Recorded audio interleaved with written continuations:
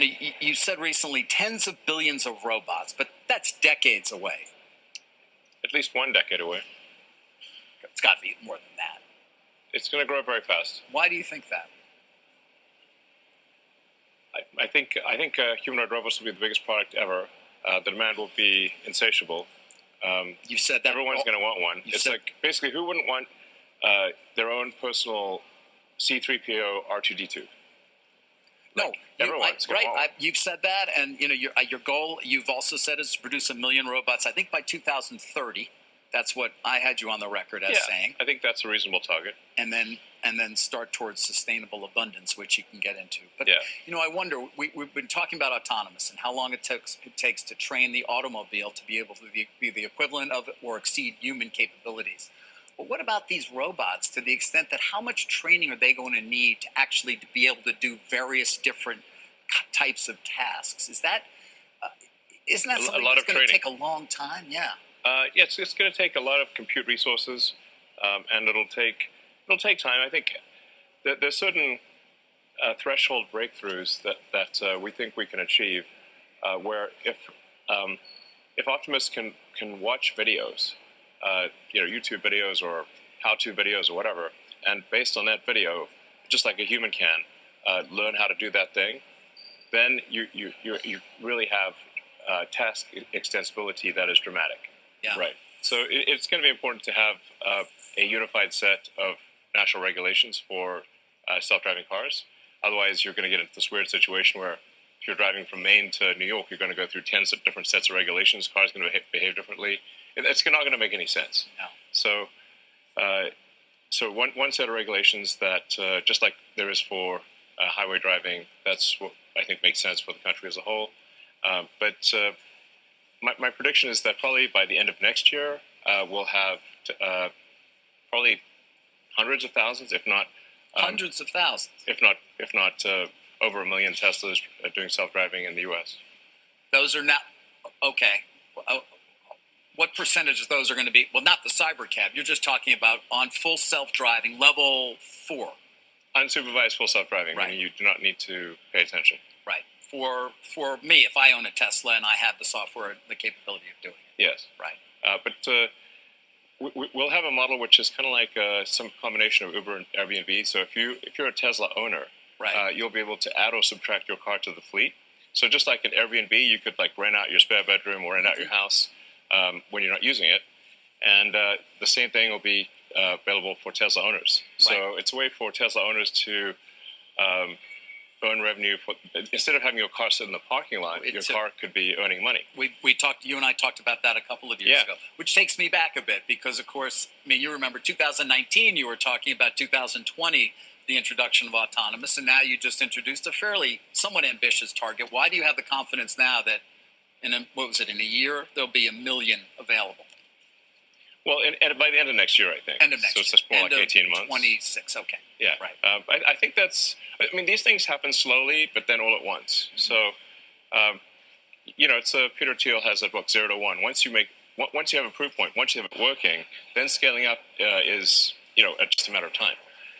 So once it's working well in Austin, then, we'll sure it works well in other cities. I mean, there are obviously some unique cases like downtown New York, like, if you're in a really unusual situation.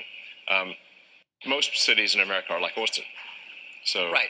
You can go on full self-driving right now in New York. I mean, you can obviously have to sit there behind the wheel, yes. and it'll do it. Oh yeah, no, it'll navigate the traffic. I've seen it. Yes, no, even a Tesla that you buy right now, and the self-driving just costs $99 a month. Will give you autonomous driving anywhere right now. The question is, when is it unsupervised? Where that's where we want where you're sitting in the back, so where you're like asleep, and the car, you wake up at your destination. Yeah. In order for that to be the case, we want the autonomous car to be much safer than a car driven by a person. Technology. See, what we see today is just the ticking off of it. It's still coming. Technology is going to replace human beings. No one can escape what is getting ready to come upon us. Elon Musk, mapping out plan. Uber, Bitcoin, self-driving cars. Combine those three together, and you have the self-owning taxi. A car that is a corporation that owns itself, pays for the car lease, the car insurance, and the gasoline from the revenues it makes, giving passengers a ride, and there's not a single human involved in that matter. Welcome to the Crypto Teacher, and you know I come back with that video just to make you think. Don't forget to like and subscribe to the channel. And make sure you join the Patrons. If you're not a part of the Patrons, make sure you're hitting the Cash App. Also, go like and follow the TikTok. More videos to come. And we have Elon Musk on these humanoid robots, and then also the self-driving cars. And we know Waymo is way ahead of Tesla, and we also know the emerging markets, especially in Asia, is way ahead of Tesla's humanoid robots. And right out of Jordy Rowe's mouth, he told us that they have synthetic brains that they can put into these robots and then attach them to these supercomputers. Basically, they can upload any task and get it done within seconds. Just like Ray Kurzweil said, humanity eventually will be able to hook up to an interface, learn whatever they want to within minutes. But we know for a fact we are not a decade away. It is here now. And when it comes to self-driving cars, Waymo says 2009. That means they was working on it 10 and 20 years before that. But 2009, and now we're in 2025, they've had over 16 years to test this technology. It is definitely ready. The same goes with these digital assets. All they need is that crisis in order to bring in all this technology. And remember, the Crypto Teacher told you, whether robots, algorithms, and drones take the economy over, pay each other with crypto, and the sheep go inside the metaverse. And remember, the Crypto Teacher told you. And you can't make this stuff up. Trump says they're going to be building a golden dome for missile defense. And we know these domes are definitely biblical. And remember, the Crypto Teacher told you. And Ray Dalio says no, the Fed should not cut. And the longer these rates stay high, the faster they get an opportunity to destroy this legacy market so the fourth industrial revolution can rise. And Ray Dalio is heavily invested in China. And he always talks about the two superpowers going to collide because he knows the plan. The fall of America to Babylon and the rise of China the Dragon with that digital yuan backed by that digital SDR. And remember, the Crypto Teacher told you. And we have Amazon getting into the cell phone business. And we know cell phones also are about to get transformed. And Amazon had two good devices, the Fire Stick and that little tablet. But now they bring in the heavyweight to design the cell phone. And we're going to see a lot of these foldable phones. Why? Because they're going to start having holograms. And remember, the Crypto Teacher tells you, they always show us in TV first. Remember, your life is an illusion, and TV is your reality. And then we have the stablecoin bill going to be debated tomorrow. And once this stablecoin bill is approved, it's going to change everyone's life. And don't get me wrong, it is impossible for you to go to work, take care of kids, worry about your daily life, and know every piece of what the NWO is doing. It is impossible. I'm conscious. I was taught by the best. But the fact is, even I missed a lot while I was working. But once this bill gets passed, you're going to see everything speed up. Because remember, now all these machines they want to bring in, they now have money. And then on top of it, they tested everything they wanted to do during the C word. They know they can give people free money and they will sit at home and be quiet.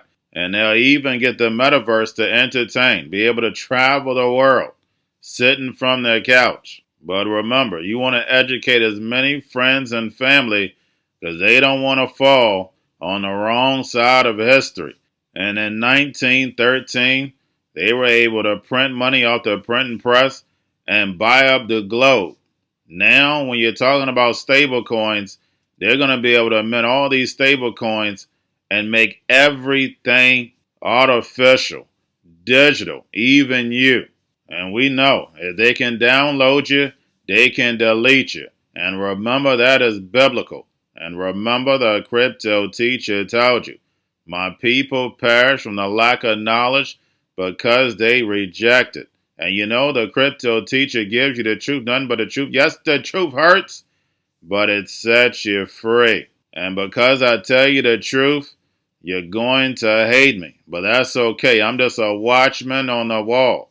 And I'm telling you, when it comes to the NWO, it's all planned out. You have a wonderful day.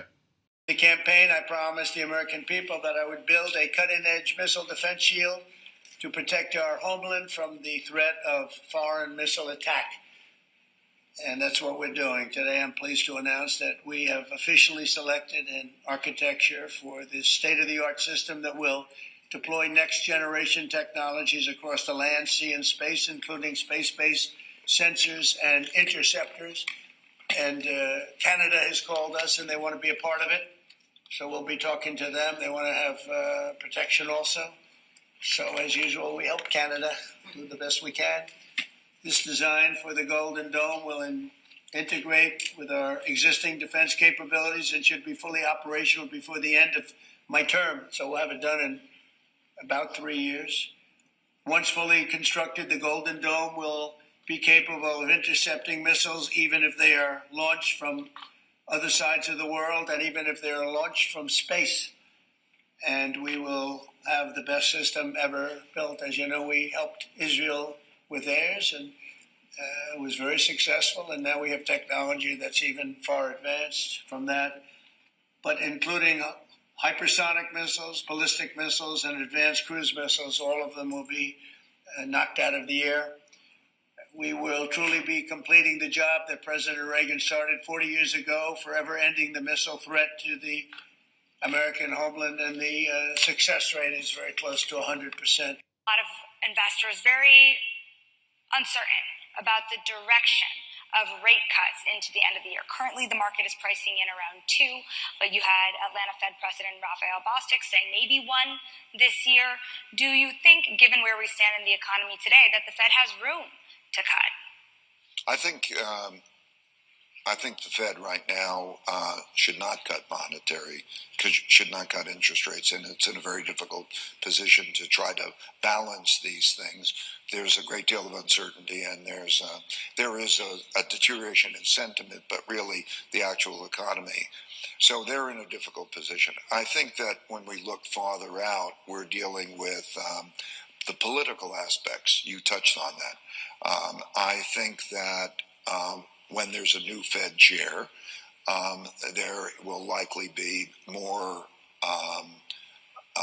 inclination to cut rates. Apple could be facing a surprising new competitor, according to a well-respected Apple analyst. Steve Kovac has those details. Hi, Steve. Hey there, Mike. Yeah, this is coming from Ming-Chin Kuo of TF International Securities. He's kind of the GOAT when it comes to predicting what gadgets companies are going to be making. And today he's saying Amazon is actually working on a foldable device. It kind of sounds like a foldable Kindle Fire tablet. And Ming-Chin Kuo kind of compares this to some things that Apple happens to be working on as well, including a foldable phone that we're expecting to launch as soon as the end of next year. But more importantly, beyond that, in 2026 or 2027, this kind of hybrid foldable iPad, MacBook thing, whatever you want to call it, that also seems to be on the roadmap, at least according to Kuo. And he really just nails it. He's so good at predicting what companies are going to do months or years before they do it. I'll just note that this is likely a project on the Amazon side behind Panos Panay. He was the head of devices over at Microsoft until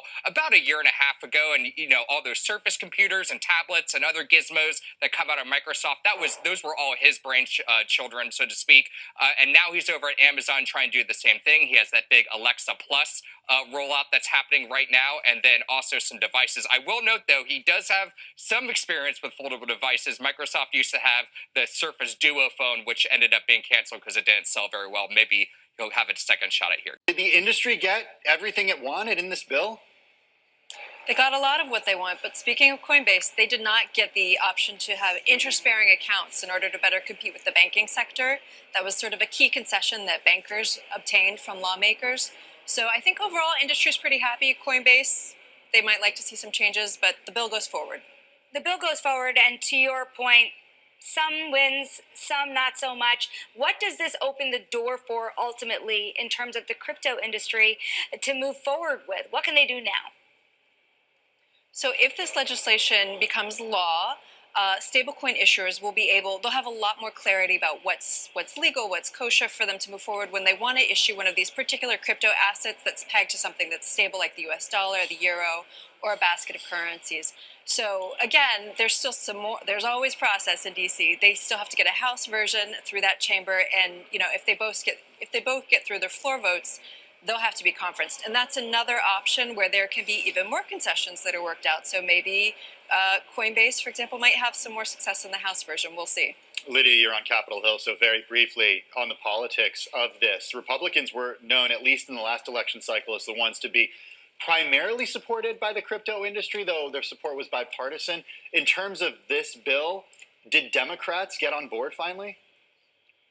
They really did. I think that, as my colleague Stephen Dennis and others who are up here for us all the time on the Hill have reported, the Republicans and Democrats really worked together over the past 2 weeks to get to a better place to address the concerns that Democrats have had with some conflicts of interest issues, particularly with the president's meme coins, his family holdings. But I just came from a budget hearing for the Securities Exchange Commission chair, and Democrats were hammering him about questions about, are you looking into this? What are conflicts of interest related to these assets in the president's family and companies? So that is going to continue to remain a big political issue in Washington as this legislation moves forward.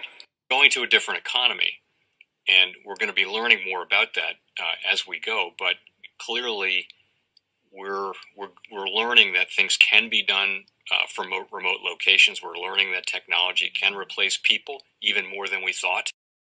We're not going back to the same economy. We're recovering, but to a different economy, and it'll be one that is more leveraged to technology. And I worry that that is going to make it even more difficult than it was for many workers.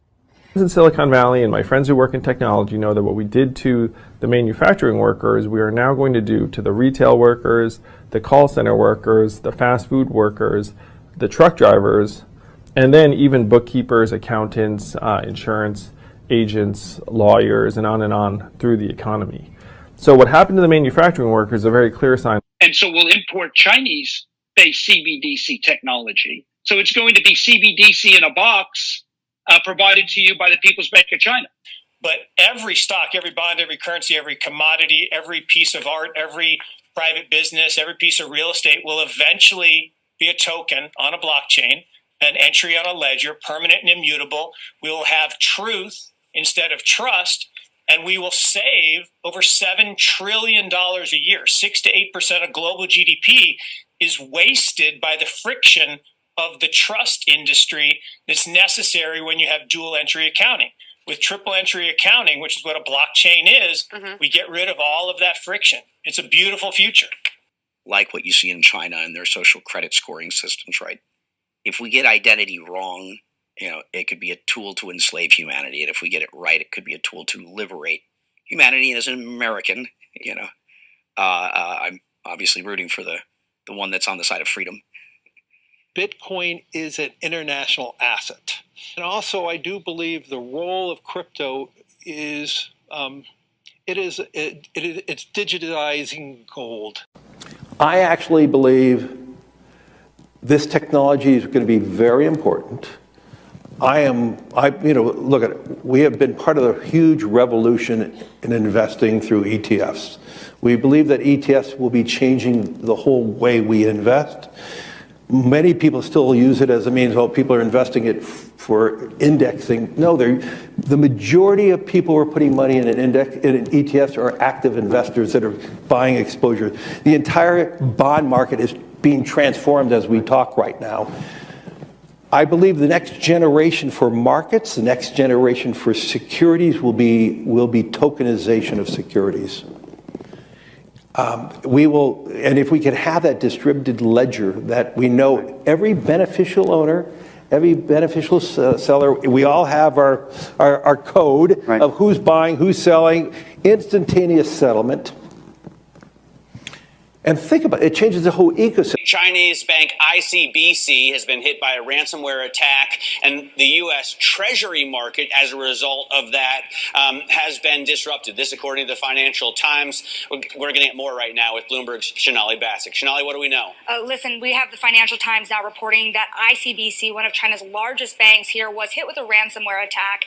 And remember, they're a very significant intermediary in the Treasury market. The SIFMA has told its members that this has been part of the reason here that the system is kind of clogged up, if you will, during that auction that we saw a little bit before. The attack had prevented ICBC, according to the Financial Times, from settling Treasury trades on behalf of other market participants. A large executive at a major bank also telling the paper that such a large party on the fixed income clearing corp creates major concerns, potentially impacting the liquidity of Treasury markets. Now, it was not just a poor auction. It was absolutely lousy, and you know, when the dealers have to step in to save a Treasury auction, that's a rare occurrence. And Cryptoteacher and the New World Order book, plus the 3 Kids books. It's time to re-educate. Also, new to cryptos, Coinbase, Bitrue, Binance. Do not forget book links and crypto links are in the description. The stock channel, guys. Don't forget to go like, subscribe, spread everywhere. You have your Kobo, your chip stocks, your banking, your gaming. While everybody's sitting at home, get on stocks, the Seaver, the biotech stocks. And while everybody's at home wishing they were still getting that free money, what are they doing? Drinking and smoking weed. Don't forget about those stocks, and you have a wonderful day. The most powerful person in the world is the storyteller. The storyteller sets the vision, values, and agenda of an entire generation to come. Steve Jobs. And guys, you know I truly believe in this. When you look at the New World Order, they're the storytellers. And that's the reason why I wrote my New World Order book. But guys, now it's time to change the current generation. And I wrote 3 kids books. You know, I love the Trinity because I understand the power that's in it. So I have 3 books. We have an opportunity to change the generation, to educate, not just me, but I want to show you that I take action on a daily basis. And I want you to take action on a daily basis. Whether it's your job, whether it's in your community, we have an opportunity right now to educate the masses. I posted this on my Twitter account. Please share, but this is a short clip of the 3 books. There's going to be a clothing line and action figures. Please get these books for your kids, nephews, cousins, friends, so therefore we can start the re-education now. Because as we see, the 4th Industrial Revolution foundation is definitely here. Robots, algorithms, drones, taking humanity out the picture. We have to re-educate. But let's get into the video. Part 1. King Joshua and Grandma Tam save the village. Part 2. King Joshua and Grandma Tam save New York. COVID-33. Part 3. King Joshua and Grandma Tam goes to China. It's mandatory to get part 1, part 2, and part 3 of this series. It's time to re-educate Generation Z.